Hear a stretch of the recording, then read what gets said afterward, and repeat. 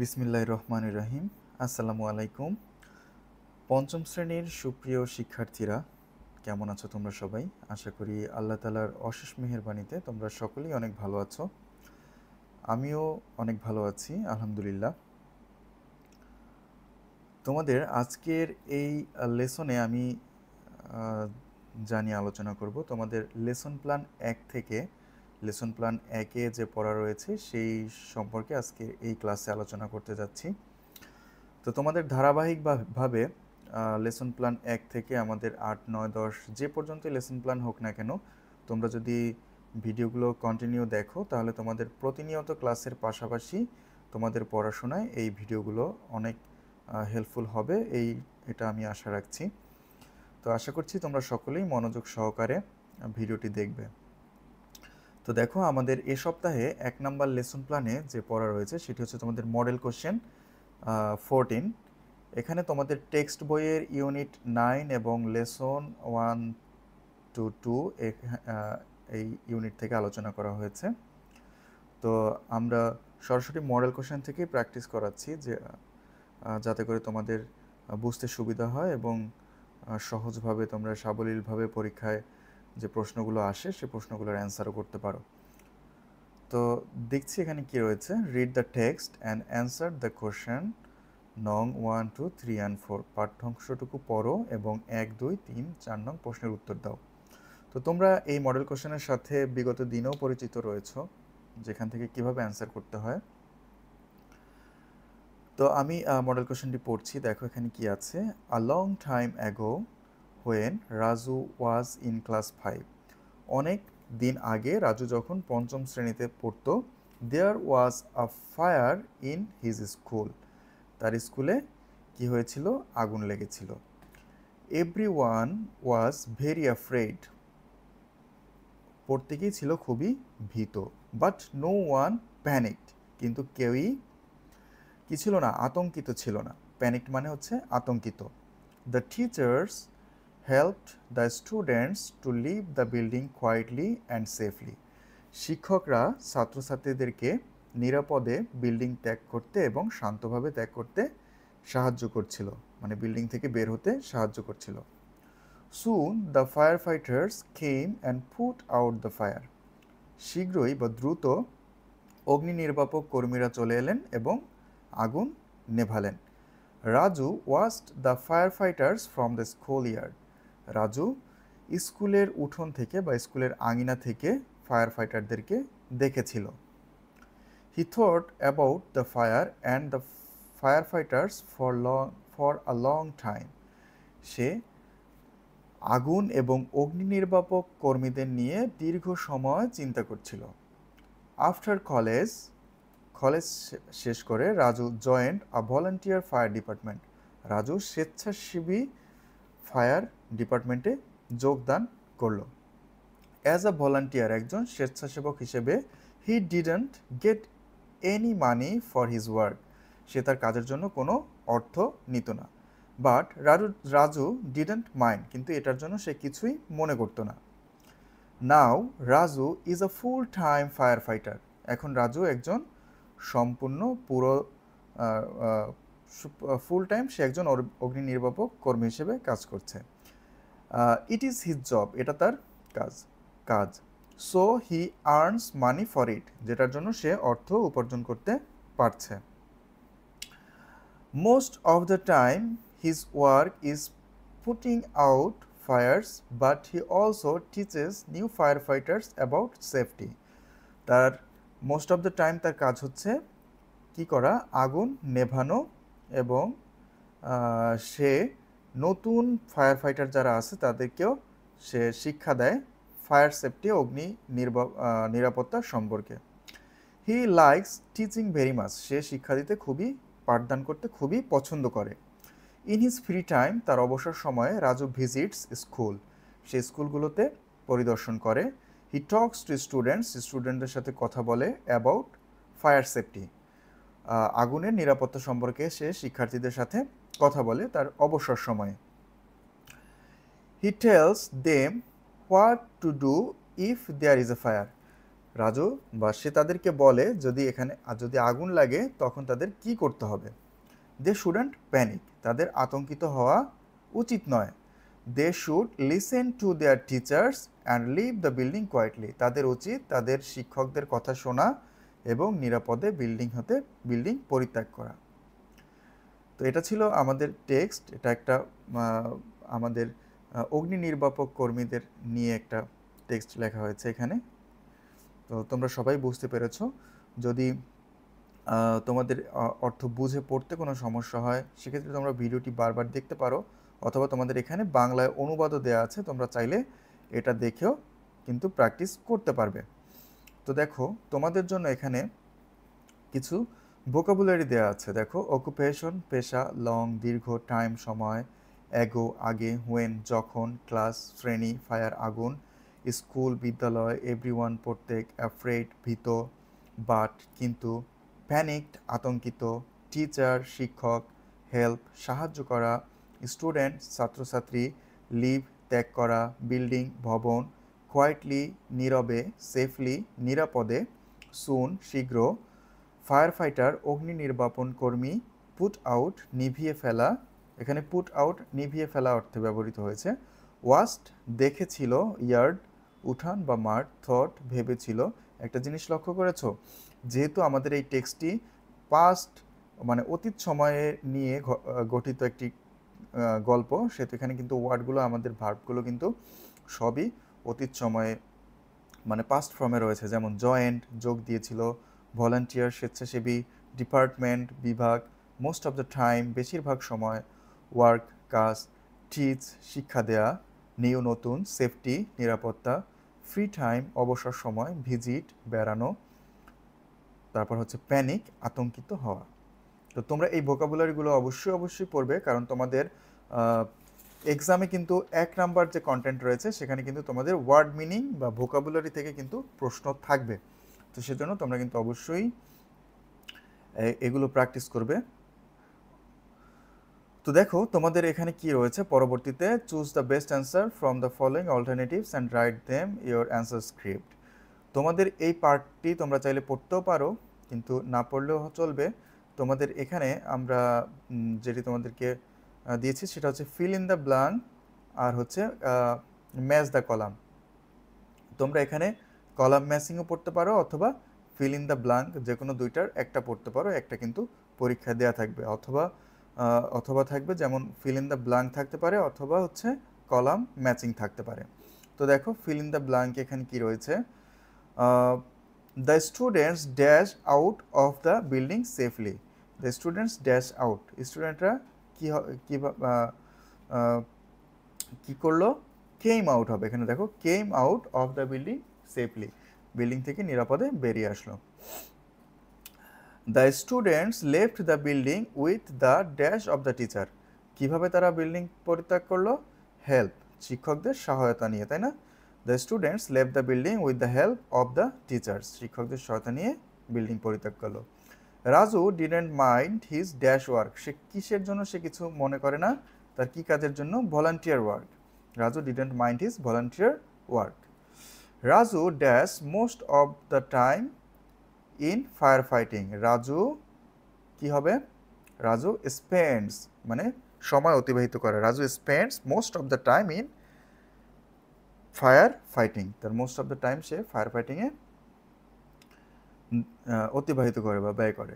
The students are thought about fire, the students are thought about the students are thought about fire safety. তো তোমরা এটা বুঝতে পারলে।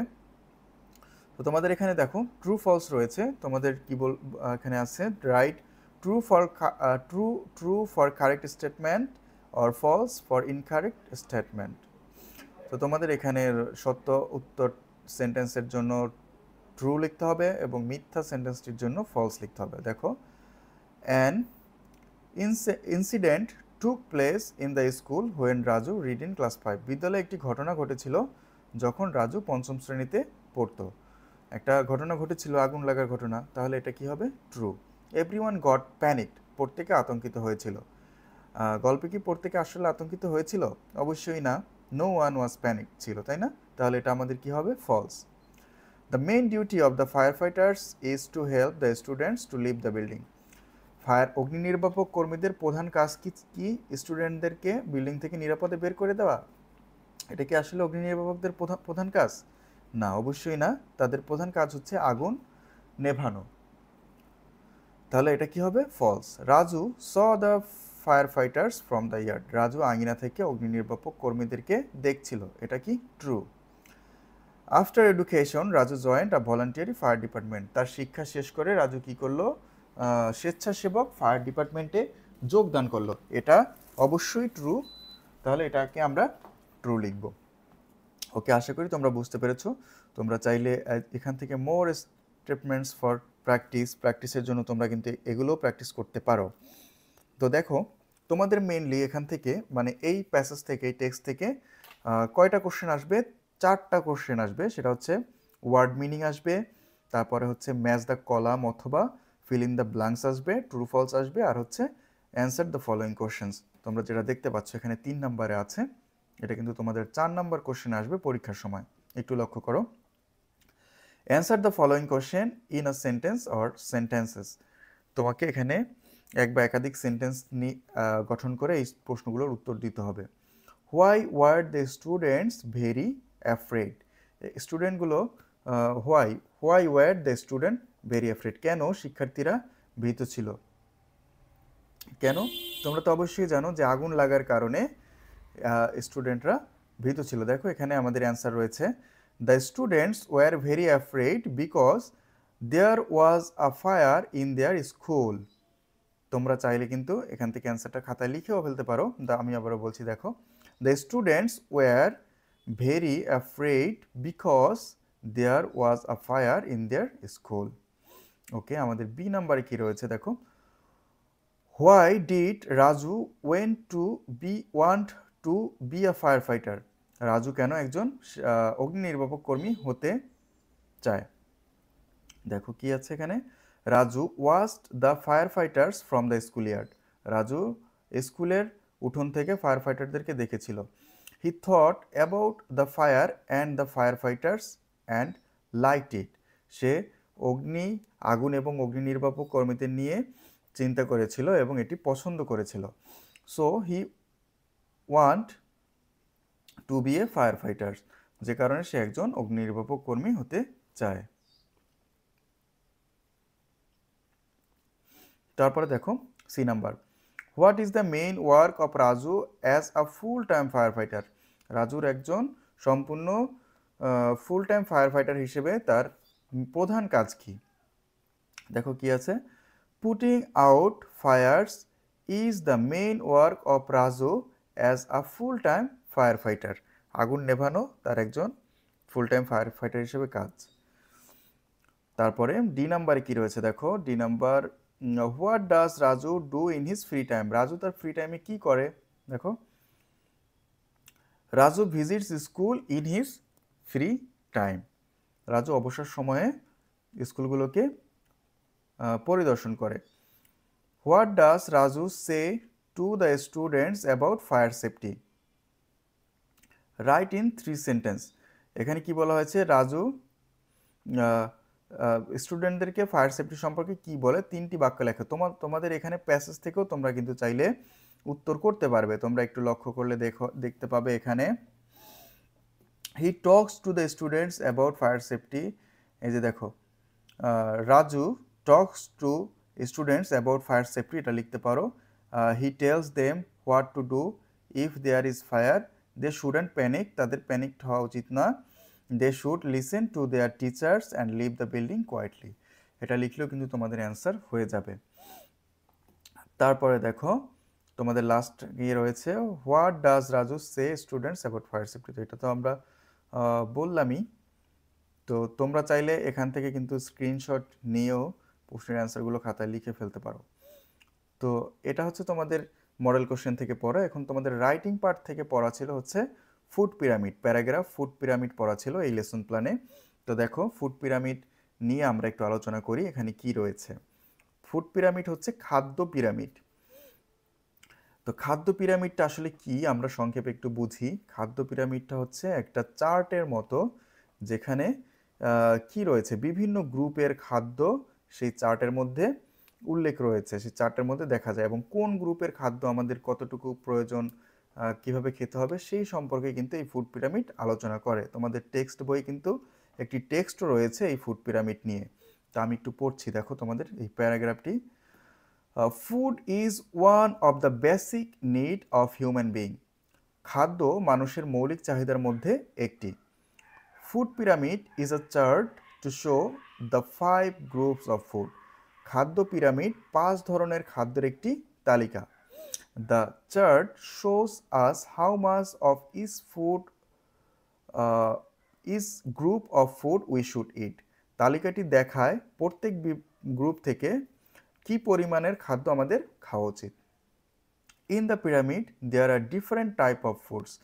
এই খাদ্য পিরামিডে কি রয়েছে? পিরামিডের মধ্যে বিভিন্ন ধরনের খাবারের তালিকা রয়েছে, like breads, serials, rice, noodles, potatoes etc. যেমন কি কি রয়েছে? রুটি, খাদ্যশস্য, ভাত, নুডলস, আলু ইত্যাদি।